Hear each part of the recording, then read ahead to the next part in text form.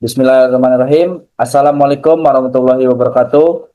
Salam Om Swastiastu, Namo Buddhaya, salam kebajikan. Tabi pun, salam olahraga. Perkenalkan, nama saya Padel Aljufri, NPM 2213051058, mahasiswa Pendidikan Jasmani angkatan 2022. Puji syukur saya panjatkan kehadirat Allah Subhanahu wa taala yang telah memberikan kelancaran pada proses penelitian skripsi ini. Selawat serta salam tak lupa saya sanjung agungkan kepada Nabi Muhammad SAW. Semoga kita semua mendapatkan syafaatnya di yaumil akhir nanti. Amin ya rabbal alamin. Pertama-tama, saya ucapkan terima kasih kepada Bapak Dr. Andes Herman Tarigan selaku pembimbing 1 yang sudah membimbing saya dalam proses penyusunan proposal. Tak lupa saya ucapkan terima kasih kepada Ibu Alivia Ramadina Putri, SPD MOR, selaku pembimbing 2 yang sudah bersedia membimbing saya dalam proses menyusun proposal.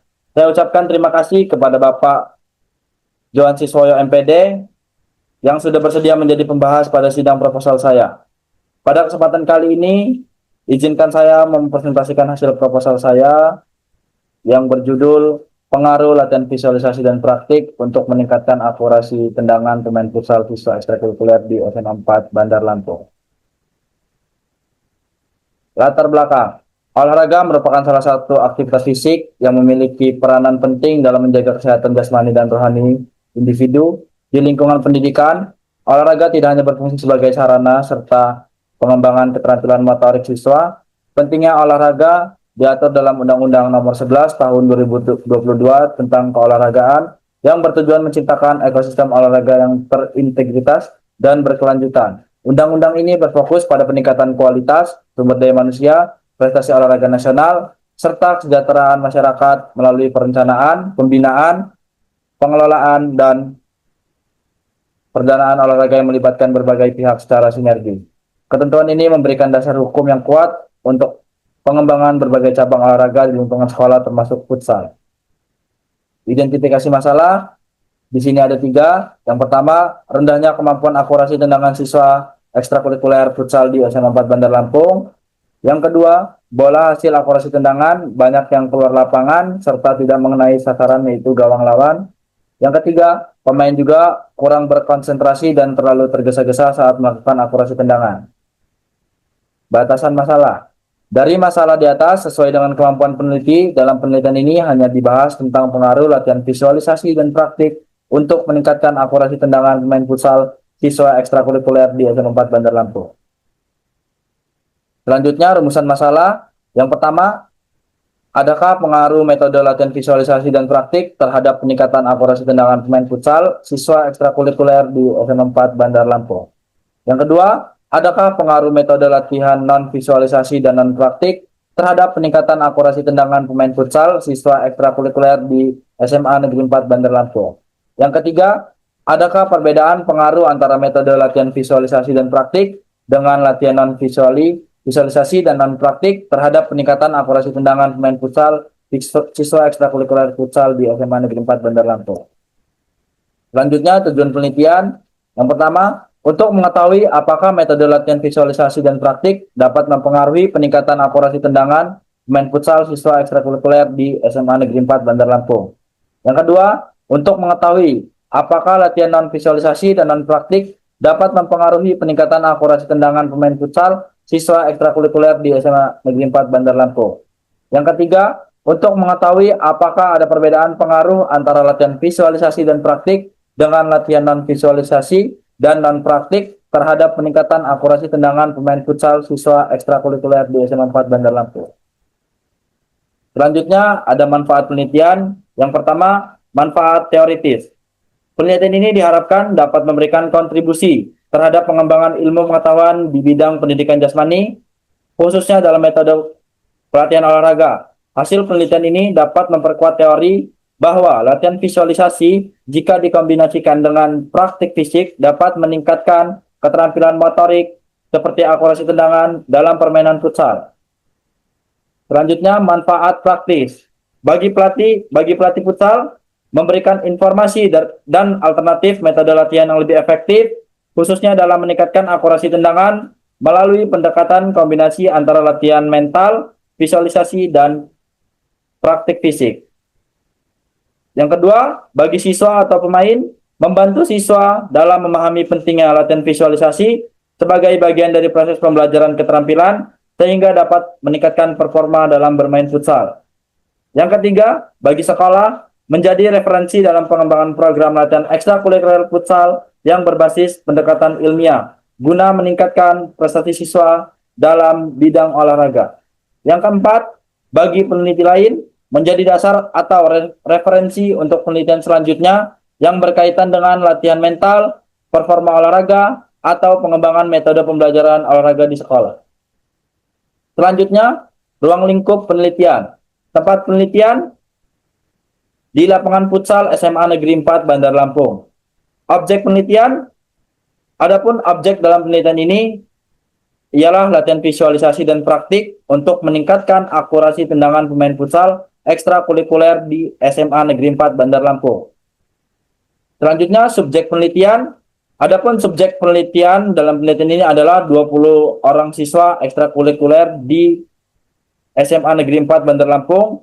Adapun objek dalam penelitian ini ialah latihan visualisasi dan praktik untuk meningkatkan akurasi tendangan pemain futsal ekstrakurikuler di SMA Negeri 4 Bandar Lampung. Selanjutnya ada penjelasan judul. Yang pertama, pengaruh. Menurut Surahmat 2012, pengaruh adalah kekuatan yang muncul dari sesuatu benda atau orang dan juga gejala dalam yang dapat memberikan perubahan, yang dapat membentuk kepercayaan atau perubahan. Yang kedua, media visualisasi. Menurut Hayadi 2017, media visualisasi adalah alat yang digunakan untuk menyampaikan informasi melalui presentasi visual. Yang ketiga, akurasi tendangan. Menurut Chandra 2016, akurasi tendangan dapat didefinisikan sebagai kemampuan seseorang atlet untuk mencapai sasaran dengan tendangan yang dilakukan. Selanjutnya, kajian pustaka. Pendidikan olahraga. Menurut Suherman 2004, pendidikan jasmani, olahraga, dan kesehatan adalah suatu proses pembelajaran melalui aktivitas jasmani yang didesain untuk meningkatkan kebugaran jasmani, mengembangkan keterampilan motorik, pengetahuan dan perilaku hidup sehat, dan aktif, dan sikap sportif, kecerdasan emosi. Lingkungan belajar diatur seksama untuk meningkatkan pertumbuhan dan perkembangan seluruh ranah jasmani, psikomotor, kognitif, dan afektif setiap siswa. Selanjutnya, pengertian olahraga. Olahraga adalah aktivitas fisik yang dilakukan secara terencana dan teratur, bertujuan untuk meningkatkan kebugaran, kesehatan, dan imunitas tubuh. Olahraga dapat dilakukan dalam bentuk kompetitif maupun santai, dan melibatkan gerakan tubuh yang bermanfaat bagi kesehatan fisik dan mental. Selanjutnya, kualitas prestasi. Dalyono 2009 berpendapat bahwa berhasil atau tidaknya seseorang dalam belajar disebabkan beberapa faktor yang mempengaruhi pencapaian prestasi belajar, yaitu berasal dari dalam diri orang yang belajar dan ada pula dari luar dirinya. Selanjutnya, tahap pemanduan dan pembinaan. Pemanduan dan pembinaan atlet usia dini dalam lingkup perencanaan untuk mencapai prestasi puncak memerlukan latihan jangka panjang, kurang lebih berkisar antara 8 sampai dengan 10 tahun secara bertahap, kontinu meningkatkan dan berkesinambungan dengan tahap-tahap sebagai berikut. Pembibitan atau pemanduan bakat, spesialisasi dalam cabang olahraga, peningkatan prestasi, menurut KONI 2000 dalam proyek Garuda Emas, rentang waktu setiap tahap pelatihan serta materi latihannya. Hakikat ekstrakurikuler. Ekstrakurikuler merupakan kegiatan yang dilakukan di luar jam pelajaran atau tatap muka, baik dilakukan di sekolah maupun di luar sekolah dengan maksud untuk lebih memperkaya dan memperluas wawasan dan pengetahuan dan kemampuan yang telah dimiliki dari berbagai bidang studi. Belajar gerak. Tarigan 2019 belajar yang diwujudkan melalui respon-respon muskular dan diekspresikan dalam gerak tubuh. Di dalam belajar gerak yang dipelajari adalah pola-pola gerak, keterampilan tertentu, misalkan gerak-gerak keterampilan olahraga. Ranah gerak. Kata ranah adalah terjemahan dari kata domain, yang bisa diartikan bagian atau unsur. Gerak tubuh merupakan salah satu kemampuan manusia, bisa diklasifikasikan menjadi beberapa macam. Harrow 1972 membedakan gerakan tubuh manusia menjadi 6 klasifikasi. Hakikat permainan futsal. Yang pertama ada sejarah futsal. Futsal adalah variasi dari sepak bola yang dimainkan dalam ruang tertutup dengan tim beranggotakan 5 pemain. Segundo 2018 memberikan definisi futsal sebagai permainan yang menekankan kontrol bola yang tinggi, teknik dribbling, dan passing yang akurat. Yang kedua, lapangan futsal. Ukuran lapangan futsal panjang internasional minimal 38 dan maksimal 42 meter, standar minimal 25 dan maksimal 42 meter. Lebar internasional minimal 18 dan maksimal 25 meter. Standar minimal 15 dan maksimal 25 meter. Radius lingkaran tengah 3 meter, lebar gawang 3 meter, tinggi gawang 2 meter, jarak gawang dengan circle atau setengah lingkaran 5 meter, jarak titik penalti pertama 6 meter, jarak titik penalti kedua 12 meter. Yang ketiga, aturan permainan futsal. Aturan permainan futsal sangat berbeda dengan sepak bola. Menurut Gomez 2019, lapangan futsal lebih kecil dan bola yang digunakan lebih berat dibandingkan dengan bola sepak tradisional. Gomez juga menyoroti aturan khusus yang berlaku untuk futsal, seperti peraturan jumlah pemain, tendangan bebas, dan waktu permainan. Teknik dasar futsal. Yang pertama, dribbling. Dribbling adalah kemampuan mengendalikan bola dengan kaki dan melakukan gerakan mengelabui lawan. Yang kedua, passing. Teknik mengoper bola kepada rekan satu tim dengan akurat dan cepat. Yang ketiga, shooting. Kemampuan menendang bola ke arah gawang dengan akurat dan keras. Yang keempat, kontrol. Kemampuan mengendalikan bola saat menerima umpan atau ketika bola datang ke pemain. Selanjutnya yaitu visualisasi. Latihan visualisasi menurut Dr. Anders Step R. Gilligan, latihan visualisasi adalah proses kognitif di mana individu menggunakan imajinasi untuk menciptakan atau mengakses gambar mental yang mendetail dengan tujuan untuk memfasilitasi perubahan emosional atau kinerja. Yang kedua, menurut Robert N. Singer, latihan visualisasi adalah teknik yang melibatkan pembuatan gambaran mental dari suatu aktivitas atau situasi untuk meningkatkan performa, mengurangi kecemasan, dan meningkatkan keterampilan motorik. Yang ketiga, menurut Michael Moren, latihan visualisasi adalah strategi mental yang melibatkan penciptaan dan pengalaman gambar atau skenario dalam pikiran untuk meningkatkan kinerja dan hasil di berbagai area. Selanjutnya, bentuk-bentuk latihan visualisasi. Yang pertama, visualisasi situasi khusus. Membayangkan diri Anda berada dalam situasi tertentu di lapangan, seperti mencetak gol atau melakukan umpan yang tepat. Yang kedua, penggunaan semua indera. Membayangkan dengan detail apa yang Anda lihat, dengar, dan rasakan saat melakukan aksi di lapangan. Yang ketiga, visualisasi dalam waktu nyata. Membayangkan diri Anda melakukan aksi dengan waktu yang sama seperti dalam situasi nyata. Yang keempat, pengulangan dan latihan terfokus. Melakukan visualisasi secara rutin dan terfokus untuk meningkatkan kemampuan mental. Selanjutnya, praktik. Latihan praktik menurut Slavin 2012, latihan praktik adalah proses pembelajaran yang memberikan kesempatan kepada siswa untuk mengulangi dan mempraktikkan keterampilan agar terjadi penguatan dan peningkatan kemampuan. Yang kedua, menurut Sugiono 2014, mengatakan bahwa latihan praktik adalah metode pembelajaran yang menuntut siswa melakukan kegiatan secara langsung dan berulang sehingga terjadi peningkatan keterampilan dan pemahaman materi. Sedangkan menurut Mulyasa 2013, latihan praktik adalah kegiatan pembelajaran yang mengutamakan pengulangan dan penerapan keterampilan secara langsung. Selanjutnya, bentuk-bentuk latihan praktik. Bentuk-bentuk latihan praktik yang pertama ada drill, latihan pengulangan terstruktur untuk menguasai keterampilan dasar. Yang kedua ada praktik, latihan penerapan keterampilan dalam konteks yang lebih kompleks dan variasi. Yang ketiga, simulasi, latihan yang meniru situasi nyata untuk mempraktikkan keterampilan tanpa risiko. Selanjutnya, akurasi tendangan. Definisi akurasi tendangan.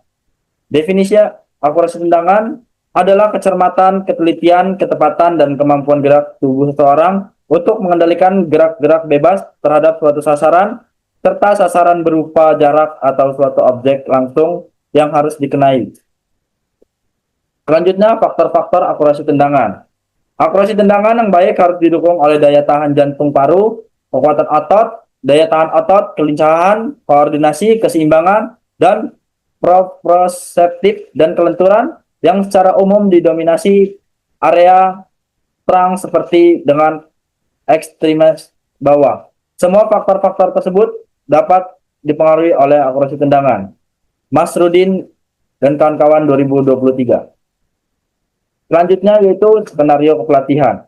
Skenario kepelatihan pada judul dan penelitian kali ini dilakukan secara menyeluruh kepada siswa ekstrakurikuler futsal di SMA Negeri 4 Bandar Lampung, hanya dengan menjadikan satu kelompok yang diberikan program latihan menggunakan alat kun dengan tujuan langsung untuk menguji tes akurasi tendangan ke target.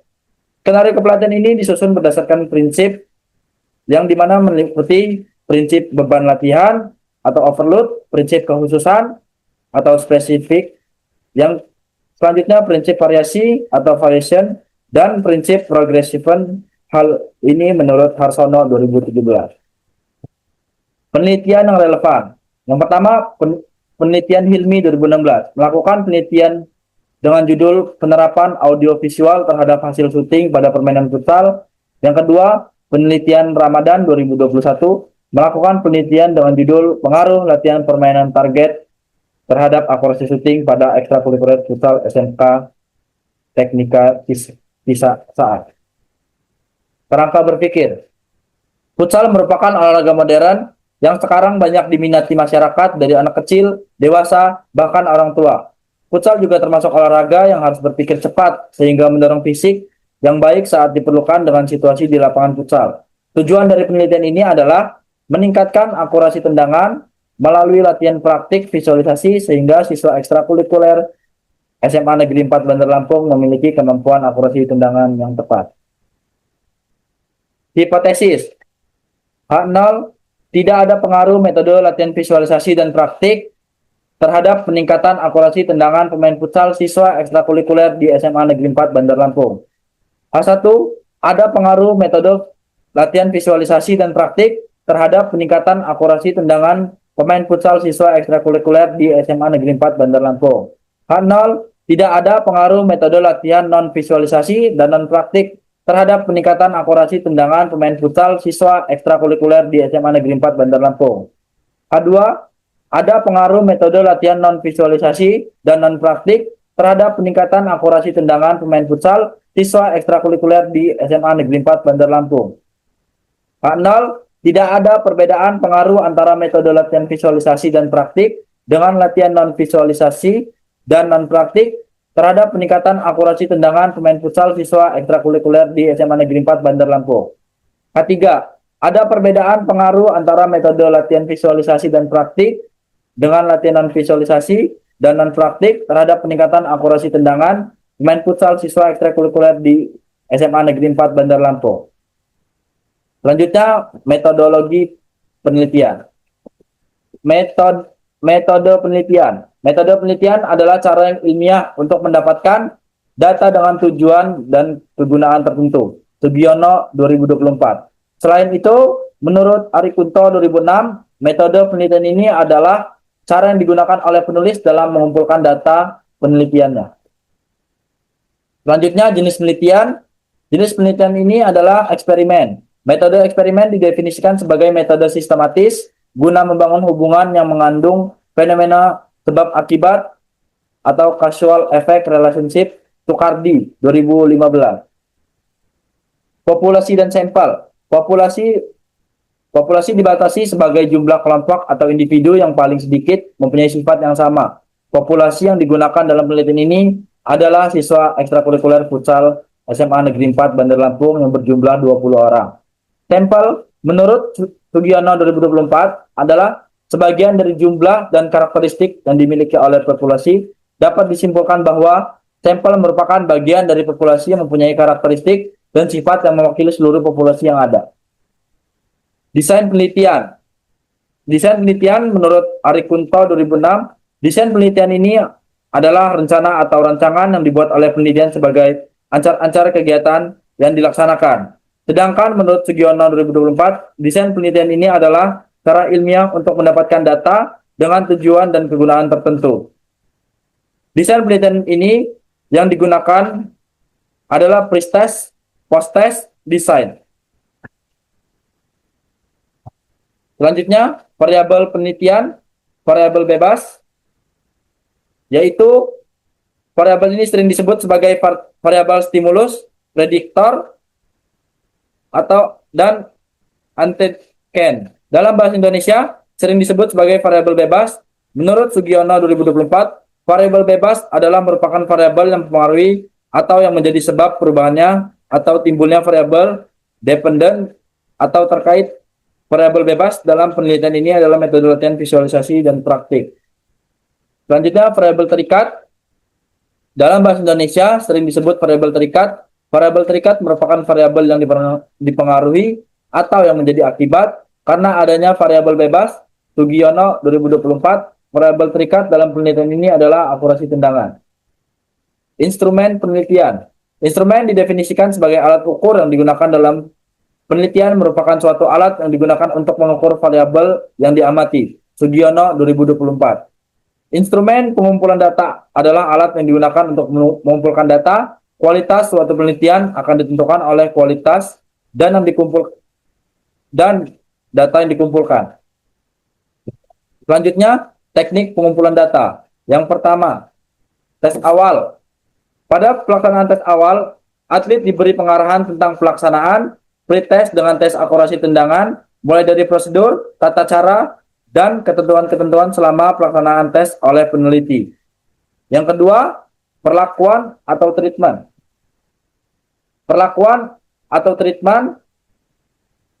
Perlakuan yang diberi yaitu latihan target. Perlakuan, latihan visualisasi, dan praktik diberikan kepada atlet sebanyak 16 kali pertemuan. Setelah peserta selesai diberikan perlakuan, maka pada pertemuan yang terakhir, peserta diberikan post-test. Dengan melakukan tes akurasi tendangan, adapun cara pelaksanaan tes sama dengan pelaksanaan pada saat pre-test sesuai dengan instrumen tes. Selanjutnya, tes akhir atau post-test. Setelah peserta selesai diberikan perlakuan, maka pada pertemuan yang terakhir, peserta diberikan post-test. Dengan melakukan tes akurasi tendangan, adapun cara pelaksanaan tes sama dengan pelaksanaan pada saat pre-test.